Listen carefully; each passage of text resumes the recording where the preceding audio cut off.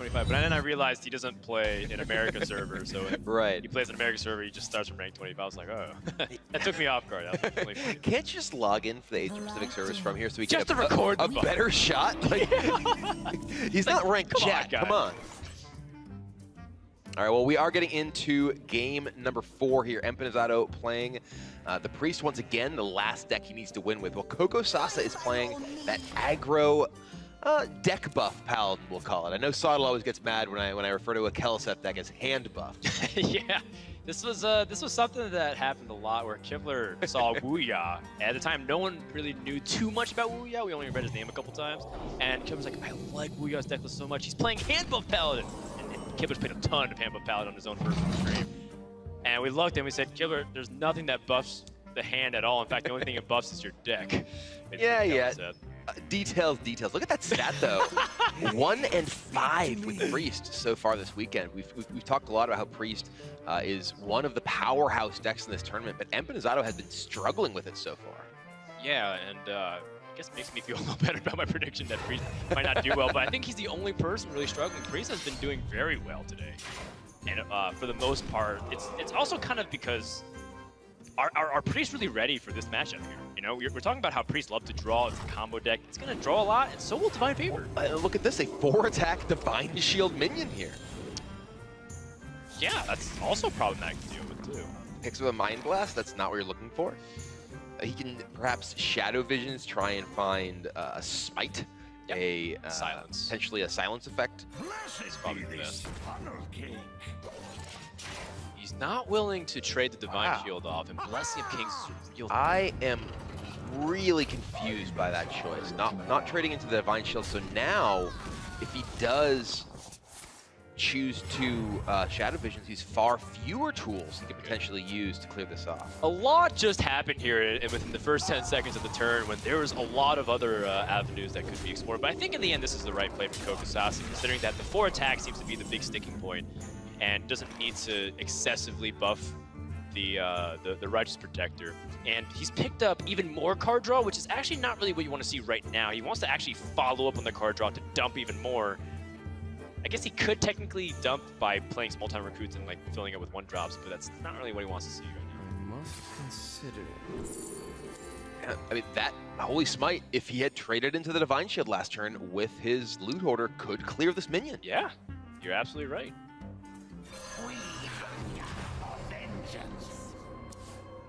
I think Coco Sasa smells blood here. I mean, he has picks up a Dread Corsair too. There you go. That's what you're looking for. Big swing with True Silver Champion, Dread Corsair. If he were to Blessing of Might here, he could attack for 11. He's gonna go ahead and actually kill the Blood Mage Thalnos to just protect his Righteous Protector. Right. That Divine Shield, it's huge here. Yeah, it's the threat of Dragonfire Potion. Coco Sasa holds back just for a little bit. Doesn't want to extend too much onto the board. If Empanizado does not heal this turn, he is dead. Coco Sasa has Blessing of Might to go with his 11 damage already on the board.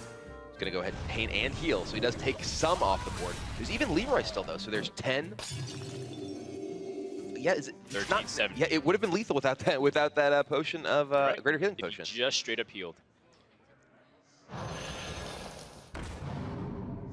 This is an interesting spot because Coco Sasa is, I think, considering, okay, do I want to buff this? He has kept this at just 4 attack for a long time, which has allowed him to get repeated damage in without opening the risk of his minion dying to a Shadow Word Death.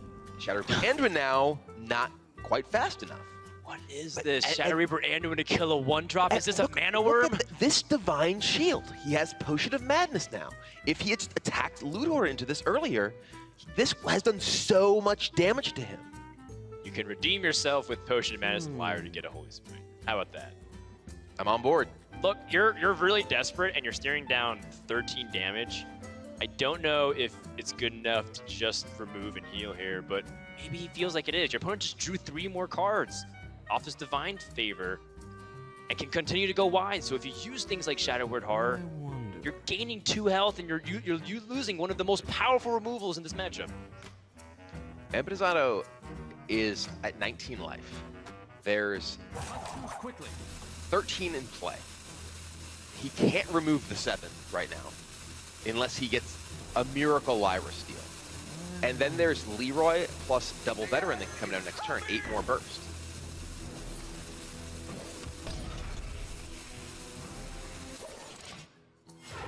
I believe Kokosasa has oh no, he's 1 off lethal. He has 11, 12. He's able to Leroy plus double veteran, that's another 8.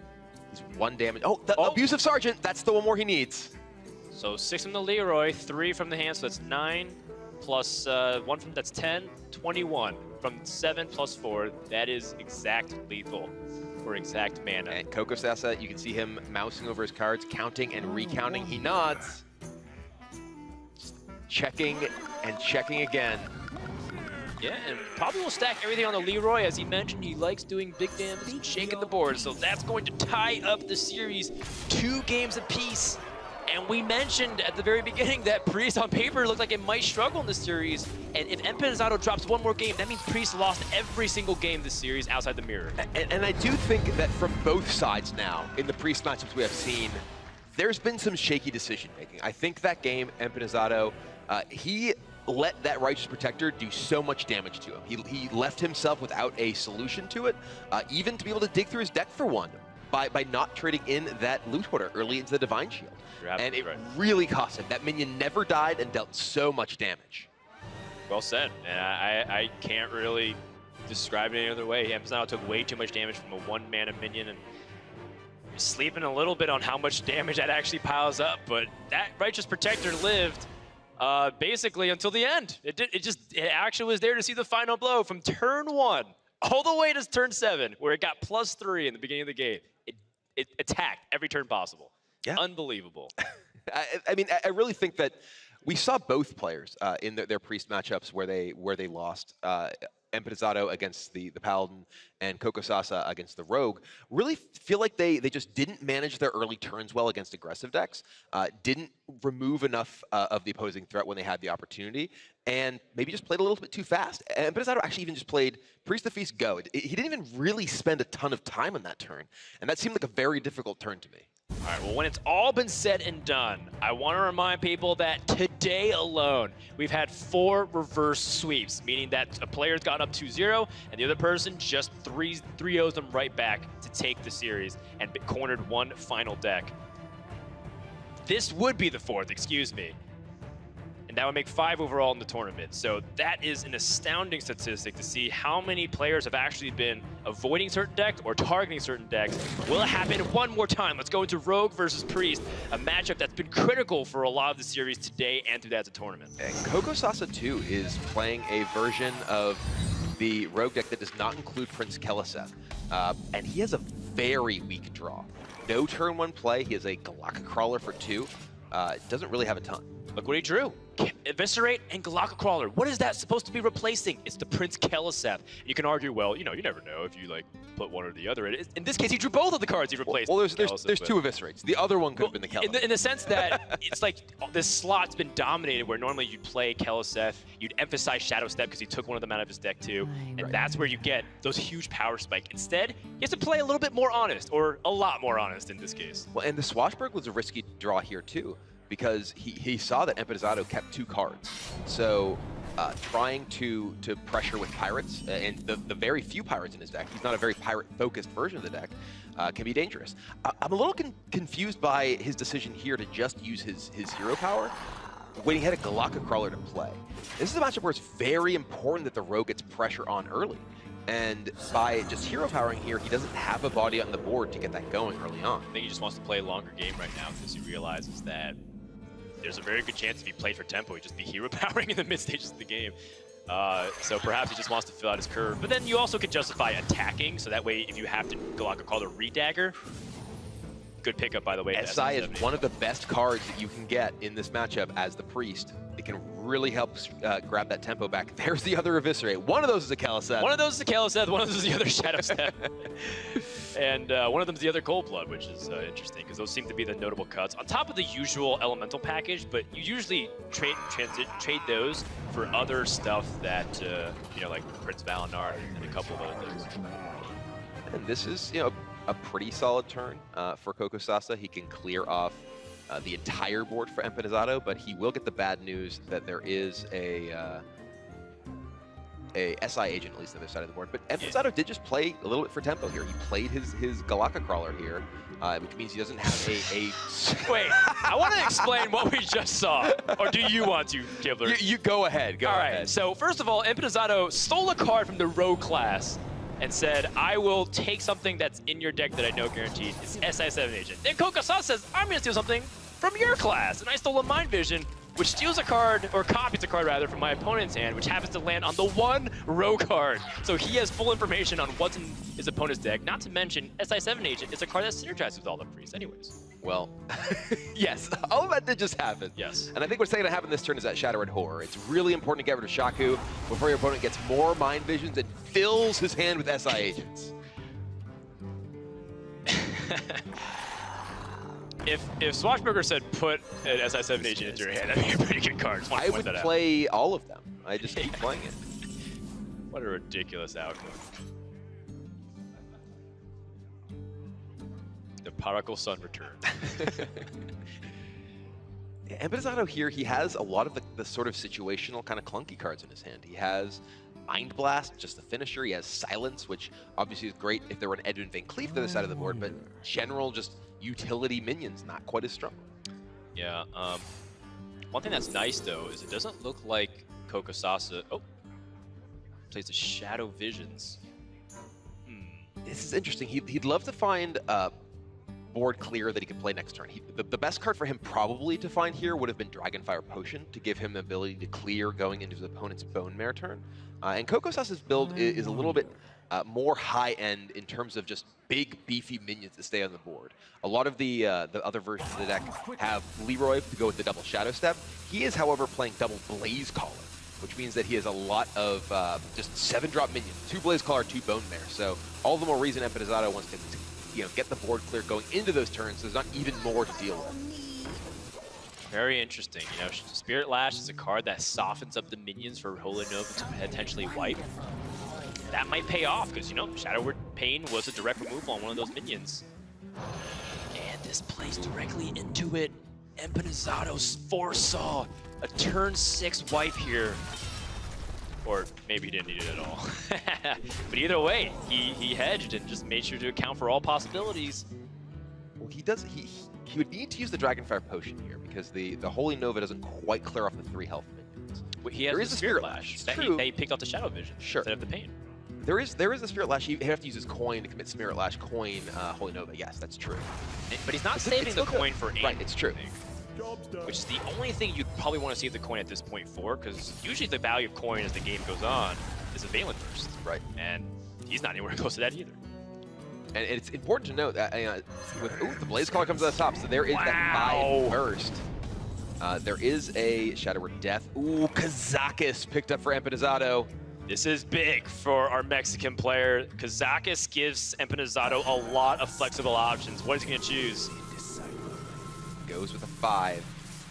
What minions have died? His resummon, oftentimes the resummon is stronger than 1/5/5 because you are playing against a deck that doesn't have very many Vilespine targets. Right. So also just the ability to bring back Loot Hoarder to keep churning through your deck. True. Gonna go ahead and fire off the Death there. He's gonna take a 5/5. It's more reliable, helps fight back on. It's a little bit more vulnerable to Vilespine Slayer though. That's the big You might just get drawback. Vilespine here though on your Kazakis. Oh, there's a Cobalt Scalebane, which with the death of Death being used the previous turn is now pretty tough for Empanizado to kill. Right, and also because your opponent just picked the Kazakis potion, if he has deal 5 damage, Cobalt Scalebane would just bite to dust immediately. Not something that you want.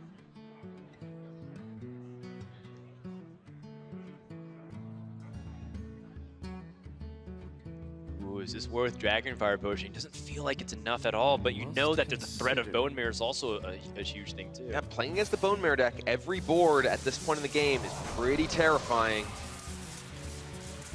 And this should give Kokosasa a little bit of a green light to start playing Cobalt Skullbane aggressively. Your opponent does not have the deal 5 damage potion. Empanizado does have a silence, so if there were a Bone Mare to come down, silence could remove the buff, and then Dragonfire could sweep off the entire board. There's no buffed Bone Mare with Keleseth, so it's going to be a 5/5. The Bone Mare itself will die. You'll take the burst damage, the 4, but Empanizado doesn't have to risk having a board that he can't deal with post Dragonfire with a Bone Mare, but it is the Cobalt Scalebane that's the scary one. An excellent point. Kokosasa has a ton of damage this turn. Briarthorn and Coldblood. Pushing 11 to face, 12 with the dagger. It's an Eviscerate in the hand. Trying to think about the trade, perhaps. Goes for face. Prophet Valen. Prophet Spirit Lash is always really good. Oh my goodness, you're right. And he has Holy Smite, so it doesn't have the coin. Both. The coin Can't cast both. You're right. But he can't get through this Tar Creeper. He has silence. Yeah, he has silence. Prophet Spirit Lash, silencing the Tar Creeper.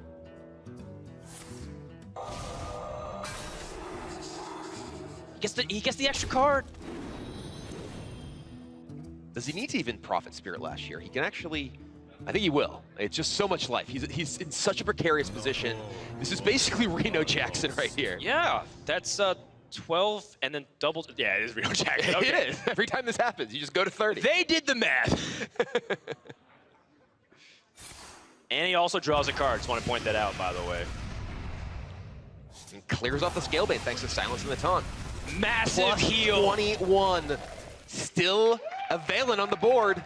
Kokosasa has just drawn air. Backstab doesn't even have any eligible targets except his own minions. Has to remove Prophet Valen because of the threat.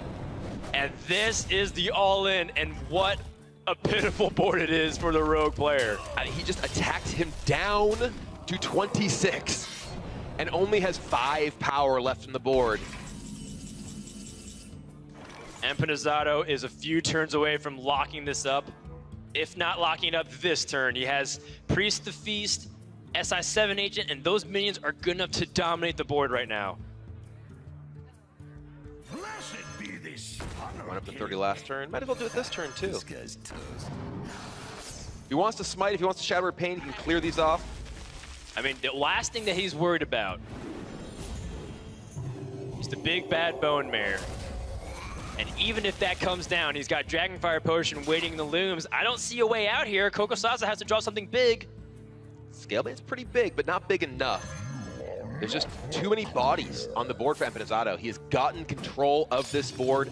Tempo Rogue needs tempo to win. He does not have it. I'm looking at his deck list. The top end, like you said, was Blaze Call. He does not have the Curator package. Couldn't fit it in because he has so many elementals in. And he also has yet to draw some pretty useless cards as well from this low end. No Mission Vendor is good. It's just ways for Empanizado to spend mana reliably. Kokosasa has taken the glasses off. Empanizado carefully navigating these turns. He is way ahead, but does not want to make a crucial mistake. Kokosasa just waiting for Empanizado just to prove that he can beat him the next turn or two and not give him any time. But I think the writing is on the wall. Out of my jungle.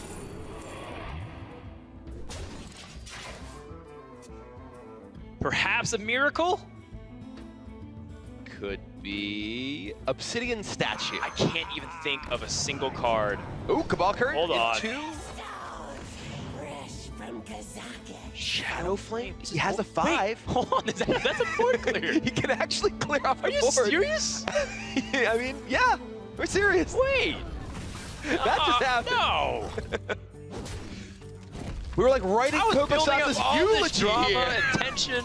And there, The boom, narrative was being the board woven. is gone, but there's 6 cards left in Empanizado's deck. One of those is Anduin, one of those is Raza, and Kokosasa is running on fumes. Yeah.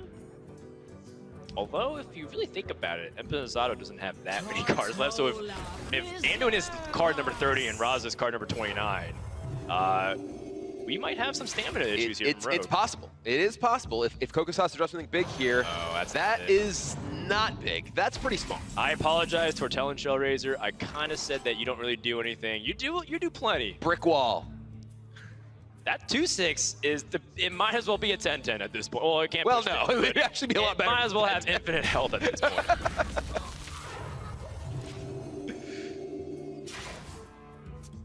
Spine Slayer. Okay. Pushing some damage. I mean, Kokosasa stayed in it. I don't even think he knew how he could get back in it, and he still has a board, and Empinizado doesn't have a way to win the game right now. He just has a way to stall the game. 4 cards in Empinizado's deck. 22 life for Kokosasa.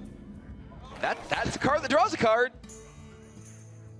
If he were to Blood Mage Thalnos plus Dragonfire, drawing 2 cards, I was just going to go with the Pain plus Doomslayer. He needs to have an answer to a Bone Mare. That's actually legitimately scary, except if Bone Mare came down right now, it'd buff a pretty significant board, but he would have 6 damage AoE guarantee with Dragonfire Potion.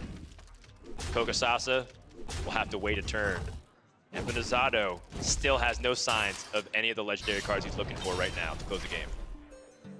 But he's still just at a healthy 24 life. He's got a fistful of cards. There's Anduin. Paved the way for the Shadow Reaper Anduin. The Death Knight has arrived, and Kokosasa's time draws near. Still has a decent health pool to work with. 22 still requires Empinizado to chunk him a little bit here every turn. But with almost a guaranteed Raza draw in the next turn, actually with a guaranteed Raza draw in the next 2 turns, Kokosasa is going to be under significant pressure, and he has not drawn any of the big, heavy 7-mana minions besides that one Blaze Caller. I think Raza's just his last card. Told ya. He could face Dragonfire face, and then he just has Raza, and then he just has... actually, he played as Velen, didn't he? He did. So the Mind Plays Valen for the heal. Okay, yeah. All right, well, there's Raza. Raza finally has made an appearance. This is actually kind of interesting. Because he is going into fatigue quite soon. One of his, I guess nothing in his hand draws cards at this point. But ping Raza ping. How much fuel do you have? You got enough, it looks like. Your opponent's at 21. You have the Mind Blast to add up.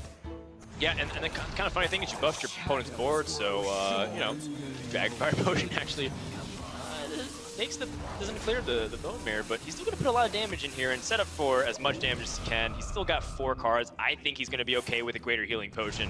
There's almost nothing Kokosasa can do, and again, he's going to need a Miracle Draw here. Is that an active Blaze Caller? It is! Unbelievable. He's sticking through it until the very end.